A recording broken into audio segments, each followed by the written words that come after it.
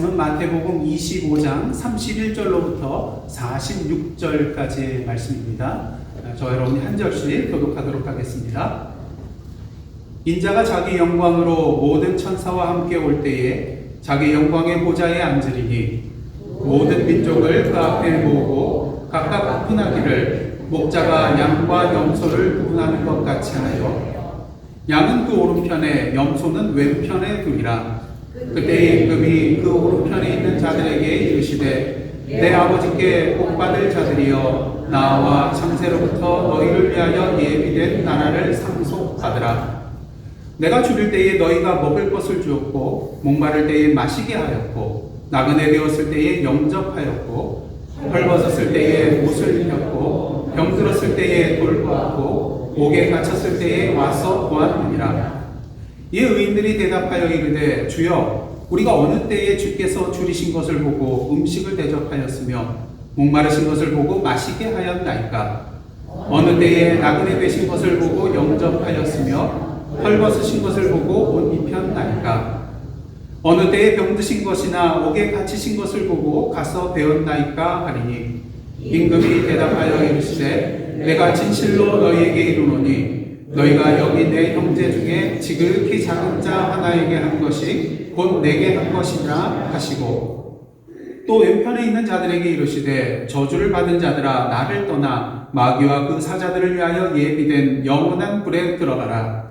내가 줄일 때에 너희가 먹을 것을 주지 아니하였고 목마를 때에 마시게 하지 아니하였고 나그네 되었을 때에 영접하지 아니하였고 헐벗었을 때에 옷 입히지 아니하였고 병들었을 때와 옥에 갇혔을 때에 돌보지 아니하였느니라 하시니 그들도 대답하여 이르되 주여 우리가 어느 때에 주께서 줄이신 것이나 목마르신 것이나 나그네 되신 것이나 헐벗으신 것이나 병드신 것이나 옥에 갇히신 것을 보고 공양하지 아니하니까?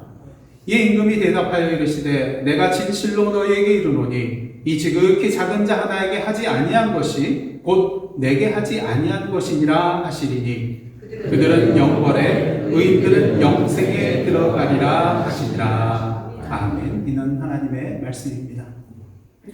오늘 본문은 양과 염소의 비유로 알려져 있는 그러한 본문입니다. 그러게 많은 분들이 아버지께 복받을 그 의인의 자리인 오른편에 해당되는 양에 대하여 좋게 여기고 멸망받을 그 왼편에 자리한 염소에 대해서 나쁘게 생각하는 그러한 경향이 있습니다. 하지만 예수님께서 이 양과 염소를 빗대어 말씀하신 것이 정말로 양이 선하기 때문에 염소가 나쁘기 때문에 그러신 것일까요? 사실 그렇지는 않습니다. 물론 양들은 목자의 뒤를 이렇게 따라갑니다. 반면에 염소는 어떤가요? 호기심이 많아서 이렇게 목자보다 앞서 나가는 그런 때가 많이 있습니다. 그리고 제멋대로 이렇게 다닐 때가 많죠. 그래서 사실은 그 팔레스틴 지역에 가면은 양보다는 염소가 길을 잃고 헤매다가 죽어 있는 그런 것을 우리가 많이 보게 된다고 합니다. 하지만 그렇다고 염소가 나쁘기만 한 것은 아닙니다. 왜냐하면 팔레스틴 지역에서 목축업을 할 때 이 양만 쳐가지고는 제대로 성공을 할 수가 없기 때문인 것입니다. 사실 주일학교 때 저는 선생님으로부터 이러한 얘기를 들었어요. 아마 여러분들도 유사한 그런 말씀을 들었을 것입니다. 양은 목자의 말을 잘 듣는데 염소는 고집이 세가지고 목자의 말씀을 안 듣는다는 거예요. 그래서 이리저리 날뛰고 이리저리 막 치받아 댄다는 거예요. 그래서 목자는 이러한 염소의 습성을 이용해서 이 염소들을 어디에 넣는다는 거예요? 양 가운데 넣는다는 거예요. 그럼 양이 막 마음대로 또 치받으면 염소가 치받으면 어떻게 되겠습니까? 양들이 조금씩 이렇게 흩어지겠죠. 그래서 그렇게 목자가 하는 이유는 여러분 팔레스틴 지역은 아주 햇빛이 뜨거운 날 양들이 이렇게 모여 있으면 어떻게 되겠습니까? 굉장히 더울 거 아니에요. 그러니까 이 양들이 이 더위에 문제가 생길 수 있기 때문에 이 염소들을 넣어가지고 조금 흩어지게 만든다는 거예요. 여러분 그럴듯하죠. 제가 그럴듯하다는 말은 뭡니까? 이것은 사실이 아니라는 거예요. 사실 팔레스틴 지역에 양들이 이렇게 뭉쳐서 다니는 이유는요, 더위를 피하기 위해서예요. 왜 그러냐면은, 시카고도 좀 마찬가지죠. 습도가 없는 날, 아무리 햇빛이 뜨거워도 어디에 들어가면 괜찮아요? 그늘에만 가면 돼요. 그래서 양들도 이 뜨거운 햇빛 아래서 이 더위를 피하기 위해서는 어떻게 하냐면 그늘을 찾는데 그 그늘이 어디에 있어요? 바로 옆에, 양 옆에 그늘이 생기잖아요. 그러니까 몸은 그늘에 못 들어가도 뭐만 들어가면 돼요? 머리만 그냥 그 속에 들어가면 되는 거예요. 그러다 보니까 자연스럽게 양들이 어떻게 됩니까? 흩어지지 않고 모여서 이렇게 다니게 된다는 것이죠. 그렇다면 팔레스틴 지역에서 이 양과 염소를 섞어서 키우는 이유는 무엇일까? 보통 이 팔레스틴 지역에는 양 3마리당 염소 1마리를 섞어서 그렇게 목양을 한다고 합니다. 그것이 일반적인 경우래요. 근데 거기에는 다 이유가 있습니다. 크게 2가지 이유가 있는데, 첫 번째는 이 초장을 오래 기간 동안 잘 유지하기 위해서라고 합니다. 양과 염소의 그런 풀을 뜯어먹는 습성이 다르대요. 양은 어린 풀이나 또 다 자란 잎이나 구분하지 않고 다 뜯어먹는데, 심지어는 뿌리채 그것을 뜯어먹는다고 합니다. 반면 염소는 다 자란 그런 풀들의 끝부분을 이렇게 오금오금 씹어먹는다고 해요. 자, 그러다 보니까 양만 이렇게 풀어놓으면 그 초장이 어떻게 되겠습니까? 쑥대밭이 되는 거죠. 그 다음에 비가 오더라도 잘할 게 없잖아요. 하지만 염소를 이렇게 가운데 넣어주면 어떻게 되냐면요, 이 양들이 염소를 따라서 그냥 그렇게 또 풀을 뜯어먹는데요. 그러다 보니까 이 초장을 오랜 기간 동안에 유지를 할 수 있게 된다는 것입니다.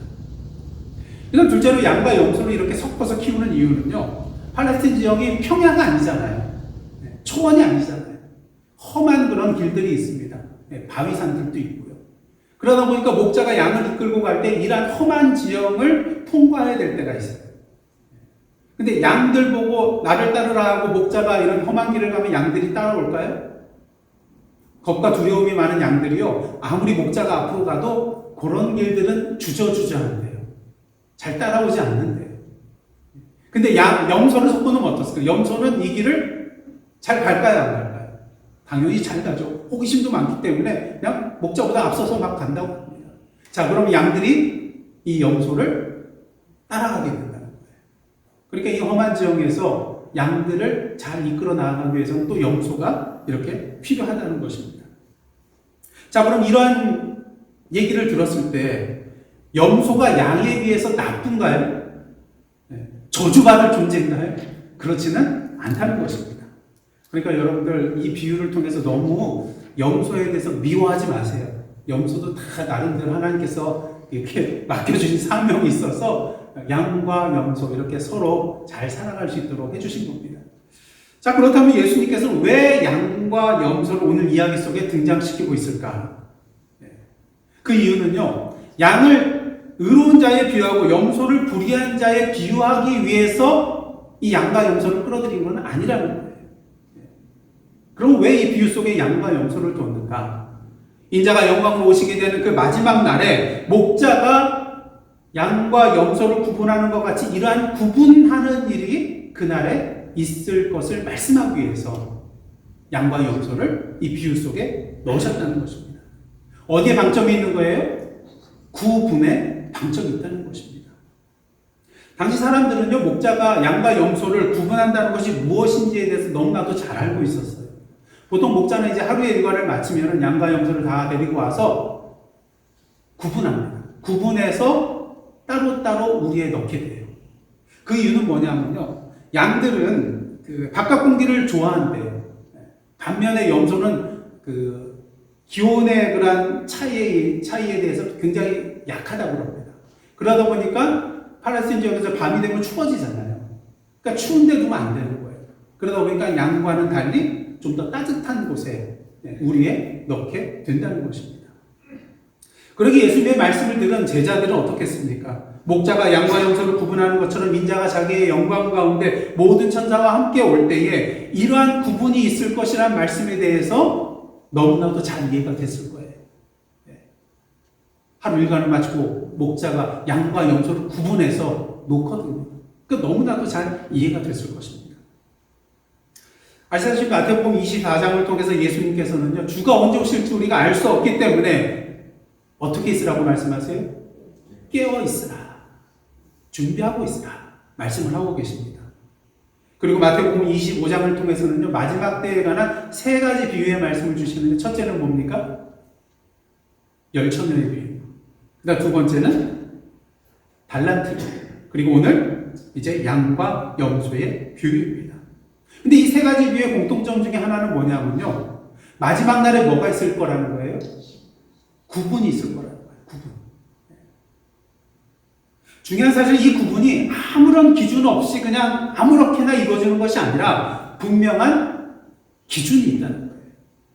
자, 열처녀의 비유에서 슬기로운 다섯 처녀와 미련한 어리석은 다섯 처녀가 구분이 되고 있는데, 그 구분의 기준은 뭡니까? 기름을 준비했느냐의 여부에 있었어요. 그 다음 달란트 비유에서는 5달란트와 2달란트 받았던 종과 또 1달란트 받았던 종이 구분되는 것을 보게 됩니다. 그 구분의 기준이 뭐죠? 이 5달란트와 2달란트 받았던 종은 충성스럽게 열심히 돼서 배를 남겼고, 1달란트 받았던 사람은 어떻게 합니까? 땅에 묻어두었다가 그대로 가져왔기 때문에 이것에 의해서 구분이 됩니다. 다만 이렇게 구분이 되는 기준은 그 달란트를 남겼기 때문에 구분이 되는 것이 아니라, 5달란트와 2달란트를 남겼다는 것은 그동안 주인이 없을 때에 이 종들이 어떻게 행하였는가를 보여주는 증거가 되기 때문에 그것으로 말미암아 이렇게 구분이 된다는 것이죠. 자, 그 다음 오늘 본문을 보시면 양과 염소의 비유인데요, 마지막 날에 사람들이 의인과 불의한 자로 구분이 될 것이라고 말씀해주고 있습니다. 그렇다면 그 기준은 무엇일까요? 오늘 본문에 보시면 양은 어느 편에 둡니까? 오른편. 그 다음에 염소는 왼편에 두는 것을 우리가 보게 됩니다. 임금이 먼저 오른편에 있는 그런 사람들에게 말을 합니다. 34절 하반절부터 36절인데요. 내 아버지께 복받을 자들이여, 나와 창세로부터 너희를 위하여 예비된 나라를 상속받으라. 그 이유가 무엇입니까? 35절 36절인데 6가지 내용이 차례로 등장을 하고 있어요. 내가 줄일 때에 너희가 먹을 것을 줬고, 목마를 때에 마시게 하였고, 나그네 되었을 때에 영접하였고, 헐벗었을 때에 옷을 입혔고, 병들었을 때에 돌아보았고, 옥에 갇혔을 때에 와서 보았느니라. 그러자 의인들이 대답하죠. 뭐라고 합니까? 주여, 어느 때에 내가 그렇게 했습니까? 도무지 기억이 안 나요. 생각이 안 납니다. 그런 적이 없다는 거예요. 그러자 임금이 대답합니다. 너희가 여기 내 형제 중에 지극히 작은 자 하나에게 한 것이 곧 내게 한 것이니라. 그런 이어서 이제 왼편에 있는 자들에게 또 이 임금이 말씀하십니다. 41절 하반절부터 43절인데요. 저주를 받은 자들아, 나를 떠나 마귀와 그 사자들을 위하여 예비된 영원한 불에 들어가라. 그 이유가 뭡니까? 내가 줄일 때에 너희가 먹을 것을 주지 아니하였고, 목마를 때에 마시게 하지 아니하였고, 나그네 되었을 때에 영접하지 아니하였고, 헐벗었을 때에 옷 입히지 아니하였고, 병들었을 때와 옥에 갇혔을 때에 돌보지 아니하였느니라. 그러자 그들도 똑같이 대답하죠. 주여, 저희가 언제 주님 앞에 그런 일을 안 한 적이 어디 있습니까? 도무지 저희도 기억이 안 납니다. 이 임금이 대답하죠. 이 지극히 작은 자 하나에게 하지 아니한 것이 곧 내게 하지 아니한 것이니라. 그리고 이 이야기를 해주신 후 예수께서 뭐라고 하십니까? 그들은 영벌에, 의인은 영생에 들어가리라. 근데 이 비유의 말씀, 예수님께서 말씀하시는 그 부분이 뭘 의미하는지에 대해서 신학자들의 좀 논란이 있습니다. 특히 내 형제 중에 지극히 작은 자 하나가 도대체 누구를 가리키는가, 이것에 대해서도 조금 신학적으로 여러 주장이 있는 것을 보게 됩니다. 왜냐하면 마태복음 1장 12장 50절을 보면은 예수님께서 누구든지 하늘에 계신 내 아버지의 뜻대로 하는 자가 내 형제요, 자매요, 어머니라고 했거든요. 그럼 예수께서 내 형제 중에 지극히 작은 자라고 할 때 이 형제는 누구를 가리키는가? 모든 사람을 가리키는 게 아니다는 거예요. 적어도 예수 그리스도를 믿고 따르는 그런 기독교의 공동체 안에 있는 사람을 말하는 것이다. 그렇게 하는 그런 학자들이 또 많이 있습니다. 틀린 게 아니에요. 그래서 예를 들어서 마태복음 10장 40절 보시면은 예수께서 제자들에게 이런 말씀을 하십니다. 한번 다 함께 읽겠습니다. 너희를 영접하는 자는 나를 영접하는 것이요. 나를 영접하는 자는 나를 보내신 이를 영접하는 것이다. 오늘 보면 비유의 말씀하고 딱 들어맞잖아요. 예수께서 말씀하신 내 형제 중에서 지극히 작은 자가 바로 주님을 따르는 제자들일 수 있다는 것을 이 본문 마태복음 10장 40절은 우리에게 분명히 보여주고 있습니다. 제자들을 영접하는 것이고 예수님을 영접하게 되는 것이라는 것이죠. 하지만 또 굳이 우리가 예수께서 말씀하신 이 오늘 본문의 형제라는 표현을 너무 협소하게 볼 필요는 없을 것 같습니다. 그냥 우리가 보통 쓰이는 그 단어의 의미대로, 보편적인 의미대로 우리가 받아들여도 전혀 문제가 없다는 것이죠. 그래서 예를 들어서 마태복음 18장 5절을 보시면 예수께서 또 이러한 말씀을 하는 것을 여러분들 기억하실 겁니다. 한번 다 함께 읽겠습니다. 또 누구든지 내 이름으로 이런 어린아이 하나를 영접하면 곧 나를 영접함이니. 어린아이 영접하는 것이 누구를 영접하는 것이 된다고요? 나를 영접하는 게 된다는 거예요. 그래서 오늘 본문에 나오는 것은 물론 협의적으로는 제자들과 또 그리스도인들을 말할 수도 있겠지만 광의적으로 봤을 때는 이 세상의 모든 사람들, 또 연약한 사람들을 가리킨다고 볼 수도 있다는 것입니다. 그런 의미에서 오늘 저희들은 이 본문 말씀에 나오는 형제에 대해서 조금 광의적인 그런 의미로서 우리가 받아들이고 해석을 하도록 하겠습니다. 그런데 이제 오늘 본문에 나온 네 형제 중에 지극히 작은 자 하나, 그 사람들은 그럼 어떤 사람이 될까요? 그냥 오늘 본문에 나오는 문자 그대로 줄이고 목마르고 또 나그네 되고 헐벗고 병들고 옥에 갇힌 자 모두를 이 사람들만 말하는 것일까? 꼭 그거는 아닐 것입니다. 오늘 본문 보시면은 주님께서 이 비유의 말씀을 해주실 때에 오른편에 있는 자들과 왼편에 있는 자들을 구분하는 기준을 6가지로 제시를 해주고 있습니다. 표면적으로 6가지죠. 줄인 자에게 먹을 거 주고, 목마른 자에게 마실 것을 주고, 나그네 있는 자를 영접하고, 헐벗은 자에게 옷을 입혀주고, 병든 자를 돌보고, 옥에 갇힌 자를 가서 돌봐주는 것입니다. 이제 이쯤 되면 누군가 이런 질문을 하게 되죠. 그러면 우리가 이 6가지만 지키면 영생을 얻는 건 맞습니까? 맞나요? 이 6가지만 지키면 우리가 영생을 얻게 되는 것일까요? 그건 분명히 아닌 것입니다. 주님께서 이런 말씀을 하시는 바는 이러한 행함이 있어야만이 영원한 생명을 누린 자 안에 들어가게 될 것을 말씀해주고 계시는 것이죠. 근데 중요한 것은 주님께서 예를 들어서 말씀하신 이 6가지 내용 한번 자세히 보시길 원합니다. 이 6가지 내용, 여러분 가운데 이 6가지 내용 중에 할 수 없는 일이 있나요? 여러분의 능력으로 이거는 제가 도무지 할 수가 없습니다, 이러한 일들이 있나요? 이 6가지를 보시면 나라를 구하라는 그런 말이 아니에요. 수십억을 도네이션 하라는 그런 내용도 아닙니다. 누구나 할 수 있는 일들이 열거되어 있다는 것이죠. 근데 문제는 무엇입니까? 누구나 할 수 있는 일임에도 불구하고 모든 사람이 이렇게 살지는 않는다는 거예요. 그 이유는 무엇입니까? 형편이 어려워서요? 시간이 없어서요? 내게는 능력이 없어서요? 그렇지 않습니다. 단지 이게 없어서 그래요. 마음이 없어서. 그것을 할 마음이 없어서 하지 못하는 것입니다. 오늘 왼편에 있는 자들이 왜 그러한 일들을 하지 않았습니까? 그들의 말을 자세히 살펴보면요, 그 대상이 예수님이었다면 했을 거예요. 모든 일 다 제쳐놓고 두 팔 걷어붙이고 예수님께 찾아가서 돌보고 마실 거 드리고 옷 입혀드리고 병문안하고 옥에 갇혔을 때 돌봐드리는 것을 분명히 했을 거예요. 이는 무엇을 우리에게 말해줍니까?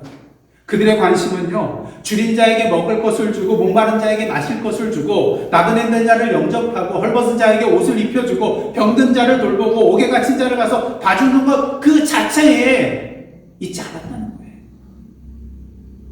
그들의 관심은 어디에 있었느냐? 주님 앞에서 자기 공로를 쌓는 것에, 자기 의를 쌓아나가는 것에 관심이 있었다는 것입니다. 근데 이러한 자들의 특징이 뭔지 아세요? 무슨 일을 하기 전에 뭐예요? 계산해봐요. 이것이 나에게 정말로 유익이 될지 안 될지 세상적으로 옛날 같으면 주판알을 틱도 본다는 거예요. 반면 오른편에 있는 자들은 어떻습니까? 그 대상이 주님이건 아니건 간에 이러한 자들이 있을 때 그냥 달려가서 도와주는 사람입니다. 이 내용의 말씀을 준비하면서요, 이 사람이 생각이 나더라고요. 선한 사마리아 사람. 그는 강도 만난 자를 보고 어떻게 합니까? 불쌍히 여겨 가서 자신의 온 힘을 다해서 도와줍니다. 반면 레위인과 제사장은 어떻죠? 봤어요. 죽어가고 있는 그 사람을 봤어요. 하지만 지나가 버립니다. 이런 그들의 차이는 어디에서 생겨났을까요? 전에도 말씀드렸지만 선한 사마리아 사람은요, 자신이 이 강도 만난 자를 도와주지 않는다면 이 사람이 어떻게 될까? 여기에 관심이 있었어요. 하지만 제사장과 레위인은 어떻습니까? 내가 만약 이 사람을 도와줬을 때 누구에게요? 나에게 어떠한 일이 생겨날 수 있을까? 아시다시피 당시에는요, 강도가 위장해서 강도 만난 것처럼 위장을 해가 다른 사람이 왔을 때 강도 짓을 하는 경우가 빈번했대요. 물론 아니라고 할지라도 지금 이 강도 만난 사람이 있다는 것은 아직도 이 주변에 그 강도가 있을 수 있다는 가능성이 있다는 것이죠. 괜히 도와주다가 나까지 당하면 어떻게 되는가? 제가 옛날에 참 정의롭지 못한 일을 했어요. 고등학교 시절인데 이제 집에, 저는 상문고등학교 나왔는데 집에 가면 이제 좀 걸어서 한 15분 거리 이렇게 이제 걸어가는데 골목길을 가는데요. 어떤 우리 학교 학생이 한 서너 명에 둘러싸여가지고 뭐 소위 뭐 뜯는다 그러죠? 삥 뜯는다 그러잖아요. 그걸 하고 있더라고 몇 명이. 이거 어떻게 해야 되나? 제가 어떻게 했을까요? 정의의 사도가 되어가지고 너희들 뭐 하는 거야? 이러면 얼마나 좋겠어요. 저기 겁이 나가지고. 근데 오던 길을 또 돌아가는 것도 좀 이상하잖아요. 그래서 골목이 조금 넓었어요. 그래가지고 그냥 못 본 척하고 이렇게 지나갔어요. 여러분들 그런 일 하지 마시기 바랍니다. 지금까지도 마음에 걸려요. 근데 레위인과 제사장이 꼭 그러했다는 것이죠. 나서서 도와주지 않고 지나갔다는 이유는 무엇입니까? 또 한 가지 이유가 있을 수가 있어요. 레위인과 제사장은 하나님을 섬기는 그런 역할을 하는 사람들이잖아요. 그러니까 피를 접하게 되면 어떻게 됩니까? 부정하게 돼요. 그래서 다시 성전에서 하나님을 섬기기 위해서는 며칠을 기다려야 돼요. 하나님을 섬기는 데 있어서 지장이 될 수가 있어요. 그러니까 이 사람을 괜히 도와줬다가 나에게 이러한 불이익이 생기게 되면 어떻게 할까? 그래서 그냥 지나가게 되었다는 것이죠. 계산했다는 거예요. 여러분, 예수께서 왜 육신의 몸을 입고 이 땅에 오셨습니까? 죄로 인하여 죽어가는 우리를 그냥 내버려 둘 수가 없었기 때문인 것이죠. 여러분, 예수께서 이 땅에 육신의 몸을 입고 오셨을 때에 십자가의 고난의 길과 죽음의 길을 가는 것을 모르고 오셨을까요? 아니요. 다 알고 계셨습니다. 그럼에도 불구하고 우리가 죽게 되는 것을 그대로 내버려 둘 수가 없기 때문에, 우리를 너무나도 사랑하기 때문에 육신의 몸을 입고 이 땅에 오셔서 지극히 작은 자들을 만나주시고요, 소외되고 외로운 자들을 만나주시고요, 줄인 자들을 먹이시고요, 병자들과 귀신 들린 자들을 고쳐주시고, 그리고 무엇보다도 영적으로 죽어가는 자들에게 그 생명의 말씀을 주시게 되었다는 것입니다. 그리스도인들이 가장 좋아하는 성경 구절 중에 하나가 대표적인 것이 뭐죠? 요한복음 3장 16절이에요. 이거 어려서부터 그냥 귀에 박히도록 들은, 하나님이 세상을 이처럼 사랑하사 독생자를 주셨으니 이는 그를 믿는 자마다 멸망하지 않고 영생을 얻게 하려 하십니다. 이 말씀을 접할 때마다 감사와 기쁨이 넘쳐나요. 왜? 받은 은혜가 너무나도 크잖아요. 거저가 났잖아요. 그런데 여러분, 한번 요한일서 3장 16절 한번 보시기를 원합니다. 한번 다 함께 읽겠습니다. 시작. 그가 우리를 위하여 목숨을 버리셨으니 우리가 이로써 사랑을 알고 우리도 형제들을 위하여 목숨을 버리는 것이 마땅하니라. 여러분, 이 말씀을 읽을 때 느낌이 어떠세요? 요한복음 3장 16절과 비교했을 때 막 마음에 감사와 기쁨이 넘쳐나요? 찔림이 있는 분은 그래도 좋은 거예요. 어떤 분은 이 말씀에 대해서 네, 부담이 되거든요. 꼭 이렇게 살아야 되나? 그냥 요한복음 3장 16절만 누리면 되지 않나? 굳이 이렇게까지 해야 되는가? 근데 여러분, 한번 잘 생각해 보십시오. 요한복음 3장 16절의 말씀과 요한일서 3장 16절이 다른 내용인가요? 물론 문자적으로는 다른 내용입니다. 하지만 궁극적으로 다른 내용이 아니에요. 왜? 요한복음 3장 16절을 믿고 누리는 사람은 당연히 어떤 길로 나가야 돼요? 요한일서 3장 16절의 삶으로 나아갈 수밖에 없기 때문인 것입니다. 만약 요한복음 3장 16절을 믿는다고 하면서도 요한일서 3장 16절의 삶이 우리 삶 가운데 드러나지 않는다면 그 사람의 믿음은 어떤 믿음이에요? 가짜라는 거예요. 거짓이라는 거예요. 문제는 많은 그리스도인들이 하나님의 사랑을 받는 것에만 관심을 가지고 우리 주변에 있는 그러한 형제와 자매와 이웃을 사랑하는 길로 나아가지 않으려는 그러한 경향성이 있다는 것입니다. 그렇게 사도 요한은 이렇게 말합니다. 요한일서 3장 17절 18절 말씀 한번 다 함께 읽겠습니다. 시작. 누가 이 세상의 재물을 가지고 형제의 궁핍함을 보고도 도와줄 마음을 받으면 하나님의 사랑이 어찌 그 속에 거하겠느냐. 자녀들아, 우리가 말과 혀로만 사랑하지 말고 행함과 진실함으로 하자. 말과 혀로만 하지 말고 행함과 진실함으로 하자. 또한 야고보서 2장 14절부터 17절을 통해서 야고보는 이렇게 말하고 있습니다. 내 형제들아, 만일 사람이 믿음이 있노라 하고 행함이 없으면 무슨 유익이 있으리요? 그 믿음이 능히 자기를 구원하겠느냐? 만일 형제나 자매가 헐벗고 일용할 양식이 없는데 너희 중에 누구든지 그에게 이르되 평안히 가라, 덥게 하라, 배부르게 하라 하며 그 몸에 쓸 것을 주지 아니하면 무슨 유익이 있으리요? 이와 같이 행함이 없는 믿음은 그 자체가 뭐예요? 죽은 것이라. 죽은 것이라. 주님께서 우리를 당신의 자녀로 삼아주시고요. 주님으로부터 받은 그 사랑을 이 세상에 행하며 살라고 새 차를, 성능 좋은 차를 뽑아주셨어요. 얼마나 좋아요. 이 차 타면 어디든지 갈 수 있을 것 같고요. 뭐든지 할 수가 있을 것 같아요. 그래서 이제 시동을 걸고 앞으로 나가야 합니다.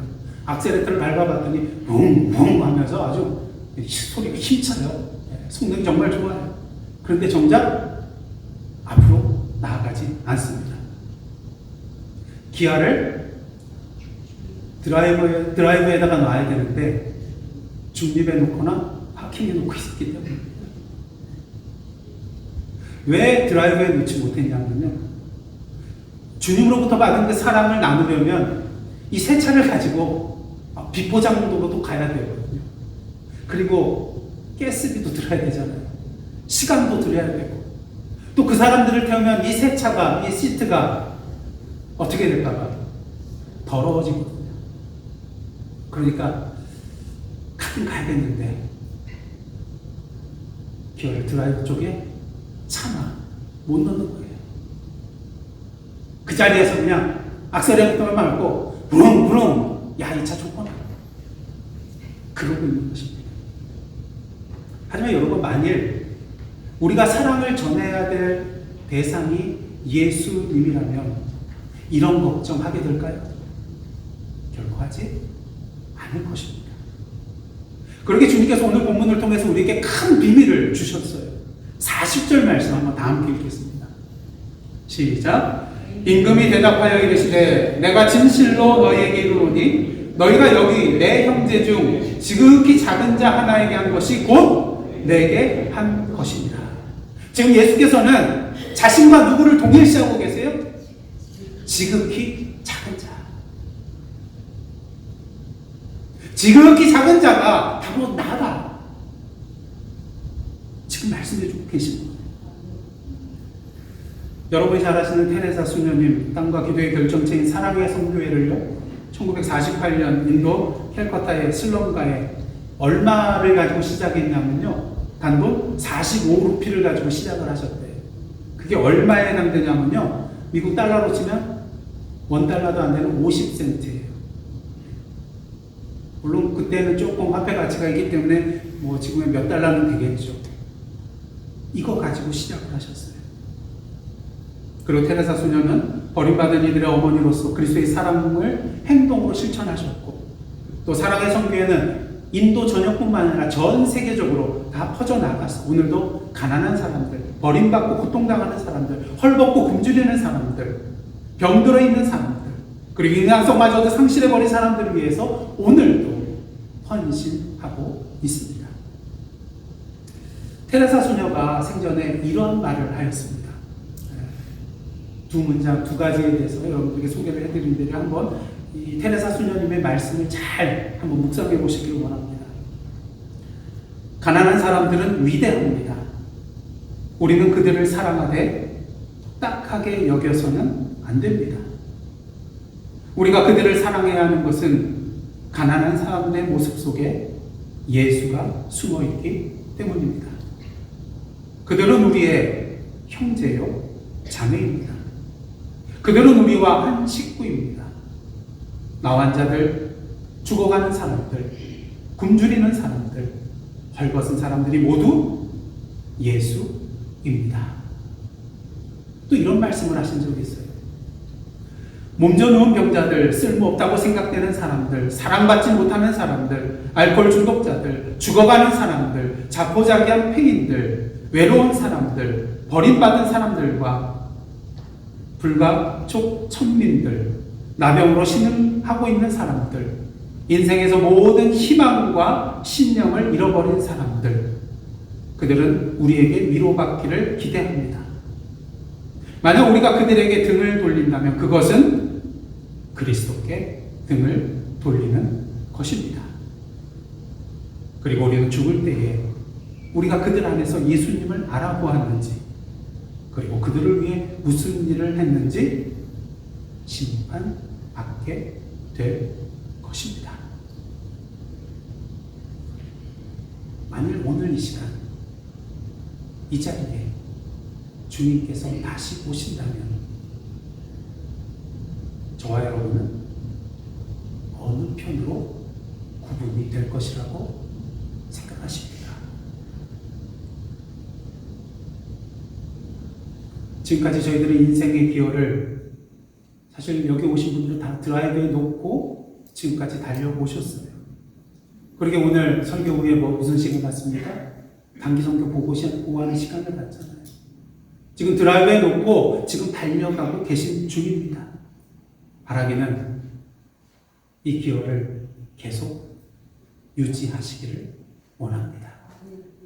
오늘도 주님이 주신 주님으로 같은 그 큰 사랑을 가슴 속에 간직하고 오늘도 이 세상을 향하여 그 사랑을 가지고 달려나아가시는 저와 여러분의 복된 삶이 되시기를 원합니다. 그래요. 나중에 주님 앞에 서는 날 아버지의 복된 자녀로서 오른편에 자리하는 저와 여러분의 삶이 되기를 주님의 이름으로 축복합니다. 기도하시겠습니다. 하나님, 주님 다시 오시는 그날 주님으로부터 내 아버지께 복받을 자들이여 나와 창세로부터 너희를 위하여 예비된 나라를 상속받으라는 이 말씀을 듣고 영원한 생명을 누리는 저희의 복된 삶 되게 하여 주옵소서. 예수님의 이름으로 기도드리옵나이다. 아멘. 2024년도 우리 단기선교 멕시코 단기선교 다녀온 보고를 오늘 하도록 하겠습니다. 먼저 지난달 8월 5일부터 8월 10일까지 멕시코 오아카 단기선교 기간 동안 모든 일정과 선교 사역을 지켜주시고 오늘 이 시간 온 성도님들에게 선교 보고를 하게 하신 하나님께 감사를 드립니다. 또한 이번 단기 선교를 위해서 뒤에서 기도로 물질로 후원해 주신 모든 성도님들과 후원자들에게 이 시간을 빌어서 다시 한번 감사를 드립니다. 물론 직접 가는 선교사라서 자비량으로 이번 단기 선교에 참석하여 물질로 시간으로 충성 봉사하신 6분의 단기 선교사님들에게는 저희의 감사의 말보다는 먼저 하나님의 은혜가 넘치게 부어졌으리라 믿습니다. 2024년도 단기 선교팀은 하영택 목사님, 김정삼 목사님, 주인성 장로, 염청근 권사님, 안정자 권사님, 김동신 권사 이상 3명의 선교사로 구성되었습니다. 저희 선교팀은 선교 가기 2달 전부터 매주일 선교 훈련으로 모여 말씀과 기도로 선교를 영적으로 먼저 준비하였고 기본적인 스페니쉬로 말씀 전도 방법과 찬양을 배웠습니다. 또한 선교기금 모금을 위한 행사로 선교기금을 모금하였고 선교지 아이들에게 전달할 250여 개의 구디백을 준비하였습니다. 선교 준비 과정 중에서 가장 중요하고 어려운 것이 선교기금을 마련하는 것인데 이번 단기 선교도 하나님의 은혜 가운데 성도님들께서 적극적으로 선교금을 하여 주셔서 저희가 목표했던 선교기금 그 이상으로 마련하게 되었습니다. 이 시간을 빌어서 다시 한번 모든 성도님들과 선교를 회원해 주신 분들께 감사를 드립니다. 모아진 선교 헌금은 선교지에 전달하는 구디백과 현지 선교 사역비를 제외하고서도 8,000불을 현지 선교지에 전달할 수 있었고 현지 베델교회의 선교 사역지와 후아레스 학교에 필요한 곳에 사용되게 될 것입니다. 그럼 이제부터 저희가 했던 선교 사역을 중심으로 사진과 영상을 보며 말씀드리겠습니다. 이번 저희의 사역은 3일 동안 3곳에 종정마을 선교로 계획되는데 지난해 방문하였던 요도코노, 눅사누라는 종정마을과 이번에 새로 개척하는 코이틀라 후아카라는 조금 큰 마을을 선교하게 됐습니다. 서로 가까운 거리의 이웃 동네인 요도코노와 눅사누 이것은 지난해에 이에 2번째로 방문하게 되었는데 저희들 많이들 알아보고 저희들의 방문을 무척이나 환영해 주었습니다. 이중 눅사누 마을은 앞으로 교회를 개척할 수 있을 만큼 그곳의 반응이 좋았고 사무엘 목사님의 말씀 증거 후에는 10여 명의 예수님의 영접자도 나타나는 성과 있는 선교였습니다. 처음 방문한 나머지 한 지역은 제법 큰 동네로 이번에 새로 개척할 목적으로 그곳의 마을 대표의 허락을 받고 선교를 위한 이벤트를 준비하게 되었습니다.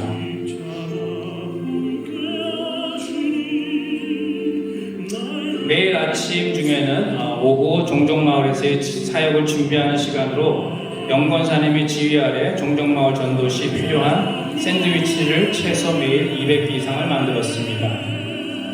그리고 또한 약품 사역으로서 저희가 어른들에게 나누어질 타이레놀과 종합 비타민을 준비하고 아이들에게 나누어질 구디백을 준비하게 됩니다. 그리고 오전 9시 30분부터는 한 학교 교실에서 김동신 권사의 한글 티칭 사역이 2시간 30분 동안 진행되었는데 초등학교에서 고등학생까지 약 한 10여 명의 학생들이 수업을 들었고 한글을 보고 읽을 수 있는 정도까지 가르쳤으며 마지막 날에는 같이 한국말로 복음 찬양을 같이 하게 되어 장학금 수여식에서 한국말로 찬양도 하였는데 너무나 뜻깊은 시간이었습니다. 내년에도 한글 사역은 계속될 것이라고 더욱 많은 학생들이 모일 것으로 기대가 됩니다. 종정마을 선교 이후에 저희가 지난해부터 새롭게 시작한 것이 있는데 바로 장학사역입니다. 현지 호레스 학교 내 학생 중에는 편부모에서 자라거나 가난하여 학비를 못 내는 학생들이 많이 있습니다. 그래서 올해에도 작년에 이어서 호숙자 권사님이 장학금을 별도로 준비하여서 6명의 학생을 선발하여 장학금을 전달하였습니다. 저희의 장학금은 2년에 걸쳐 학생들에게 전달되는데 첫 해에 3분의 2의 장학금이 지급되고 두 번째 해에 나머지 장학금이 전달되도록 하여서 올해는 12명의 장학생과 학부모가 한자리에 모인 가운데 장학금 수여식을 하였습니다. 학생들이 하나님의 사랑으로 공부하고 크리스찬으로 자라서 이 멕시코에서 크리스천 지도자가 되기를 후원하는 것이 저희 장학 사역의 목표라고 할 수 있겠습니다. 장학금을 받은 학생과 그 부모들의 눈에서 눈물과 감사의 마음 보았고 전달하는 저희에게도 하나님이 주시는 은혜의 시간이었습니다. 이 장학금 사역이 계속 지속되기를 성도님들의 계속적으로 관심을 가지고 기도해 주시면 감사하겠습니다.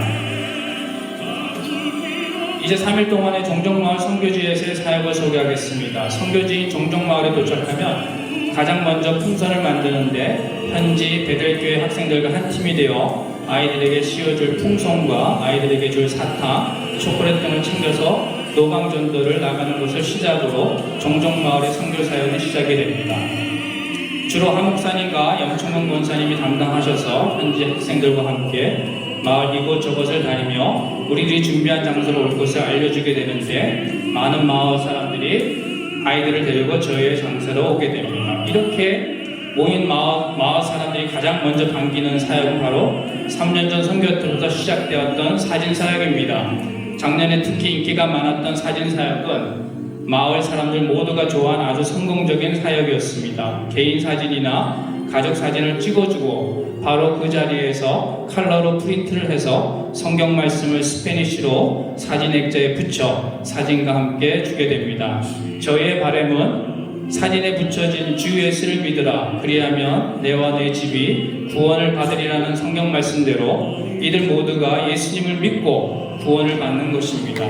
저희가 이번 선교 기간 동안 찍은 사진과 함께 나누어진 사진 액자는 약 200여 개 정도 되는데 오늘 현지에서 사진 찍은 모든 분을 보여드리지는 못하지만 성도님들께 어떤 이들에게 우리들이 사진 사역을 했는지를 보여드리고자 여기에 조금의 사진을 담아 보았습니다. 여기에 보여진 모든 이들에게 저희는 복음의 씨앗을 뿌렸으니 하나님께서 저들을 지키시고 품으시리라고 믿고 저희는 내년에도 계속 가서 씨앗을 뿌릴 것이고 또 하나님의 사랑을 전할 것입니다. 성도님들도 오늘 보는 사진 속의 선교지 분들이 기억이 난다면 기도로 같이 마음을 모았으면 좋겠습니다.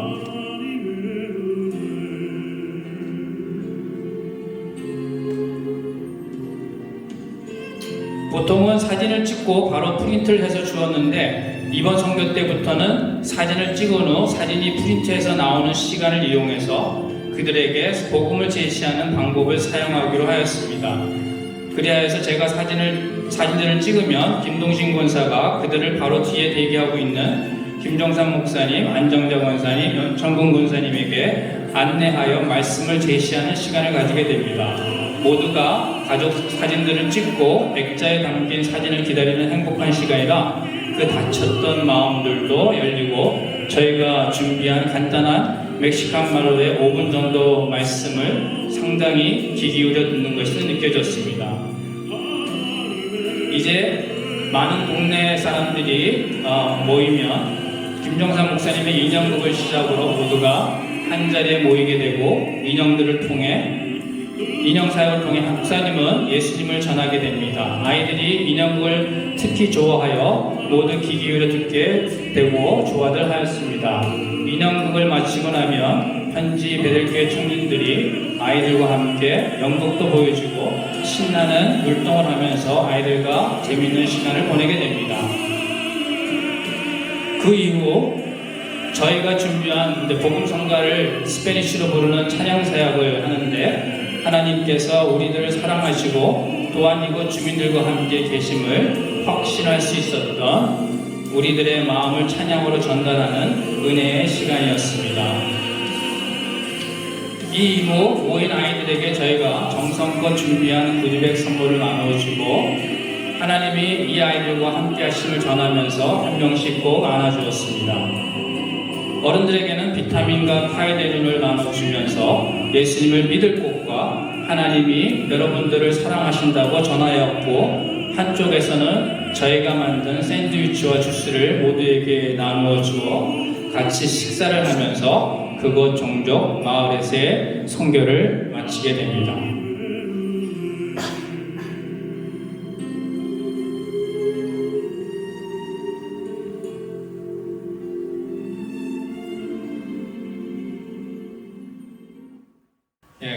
3일간의 얘기를 이렇게 빨리 하려니까 조금 제가 좀 힘들었는데 그래서 충분히 전달됐다고 저는 생각을 합니다. 그래서 여러분들이 저희 가서 무엇을 하는지를 아셔야지 여러분들이 선교에 관심을 가지실 거라 생각해서 제가 웬만하면 모든 것을 다 넣으려고 하다 보니 두서가 없었지만 여러분들 이해해 주셨으면 좋겠습니다. 이제 제가 이 사진들 말고 영상을 좀 찍은 게 있어요. 그래서 영상은 한 6분 정도 되는데 이 짧은 영상을 준비하였습니다. 그래서 이 영상을 통해 여러 성도님들도 저희가 받았던 그 하나님의 은혜와 감동을 조금이라도 같이 경험했으면 좋겠습니다.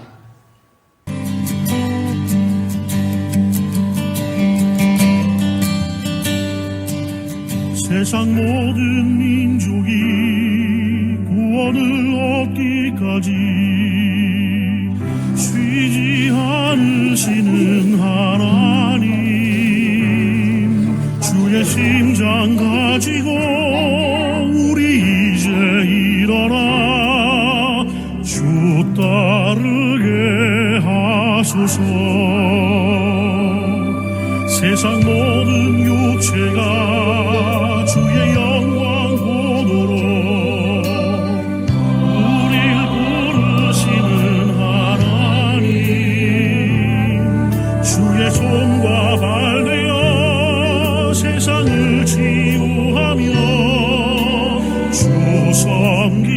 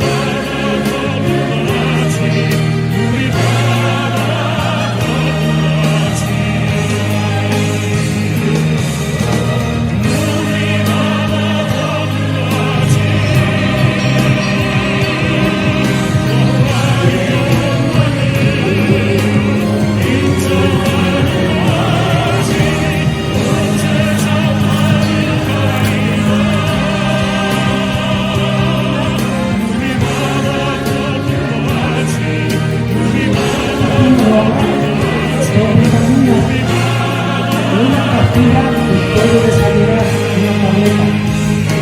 예수님은 만나는 분이 우리를 찾아오고 있을 때 그것도 수 있다. 내가 너무 감사하다.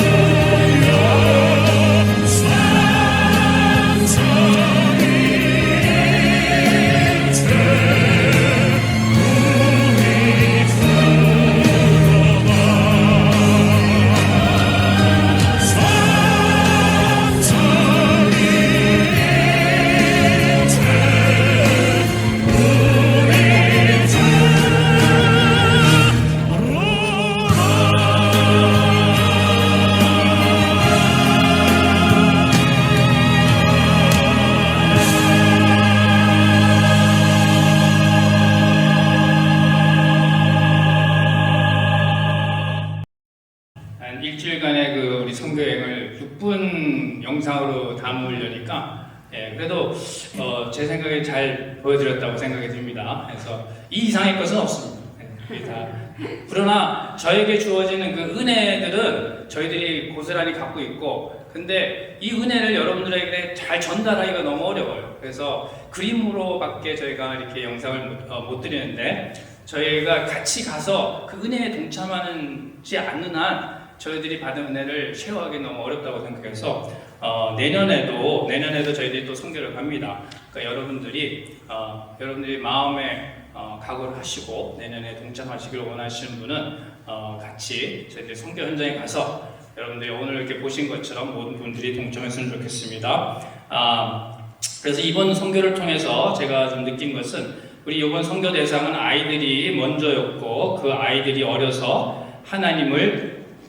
예수님을 알고 믿게 하여서 그들이 미래에 주님께 돌아올 수 있게 하는 것이 우리가 할 일이다, 이렇게 할 일이라고 저희가 더욱 믿게 되었습니다. 우리가 준비했던 것과 역할은 매우 작았고 부족했지만, 하나님께서는 저희의 작은 정성에 큰 것으로 준비해 주셨음을 어딜 가든지 깨달을 수 있었던 선교 기간이었습니다. 저희는 이 선교 사역을 교회 사명으로 여기고 내년에도 그 이후에도 계속할 것입니다. 여러 성도님들도 이 천국잔치에 같이 참석하는 기회가 있기를 바랍니다. 감사합니다.